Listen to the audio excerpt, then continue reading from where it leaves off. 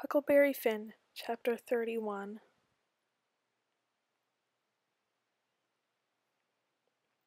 The location is a small town named Pikesville.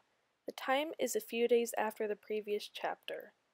The major characters are the King, the Duke, and Huck Finn. The minor characters are Jim, Miss Watson, a boy, and Silas Phelps. For a while, the King and Duke were scamming towns. They put up dance schools, they were doctors, they were missionaries, they mesmerized and told fortunes. And after all this, they were broke. At Pikesville, they wanted to break into a house or store or to make counterfeit money. This made Jim and Huck uneasy. The King had a plan. He would go to town to see if none such was known in town, and he said if he was not back by noon, it would be safe for the Duke and Huck to follow him. So the Duke and Huck waited by the river, and Jim, with a raft, was hidden. The Duke was very nervous, because he felt like everything was going wrong with the two con men. And around midday, they realized that the King had not come back, so they left, and they found the King in a bar, drunk. The Duke starts to fight with the King about being a fool. During this fight, Huck realizes that he could go back to the raft and go with Jim and leave the two con men in town. While the men are fighting, Huck sneaks out of the bar and goes to the river.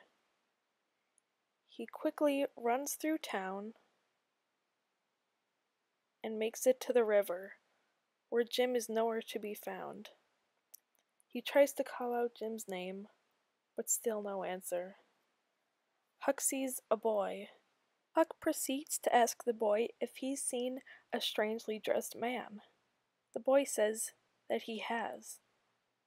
Huck asks then what happened to him, and the boy says that he saw an old man sell the man to a random man in town for $40, and that the man took him down to his own place and enslaved him. Huck then realizes that it was the King who sold Jim, and he used the money to buy drinks in town. Huck feels horrible about letting Jim be enslaved again. He starts to reminisce on their journey. He then thinks about how he helped a black man get to freedom. If he went back to his town, he would be ashamed. Huck debates if he should sin by saving Jim. He then thinks of Miss Watson. He debates if he should write a letter and tell her where Jim is. He starts to write, Miss Watson, Jim is near Pikesville and Mr. Phelps has him and will give him to you for a reward. Huck Finn. By doing this, he feels as though he is clearing up his sin of leading a black man to freedom. He then begins to pray. During this, he kept thinking of Jim.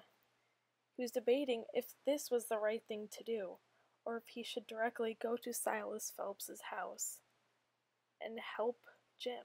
Huck then realizes that Miss Watson wouldn't even care about Jim's absence, and that Huck was Jim's only best friend, so he had to go help him. Huck says to himself, all right then, I'll go to hell, and then he tore up the letter. He decides that he should go to Silas Phelps's house and help Jim.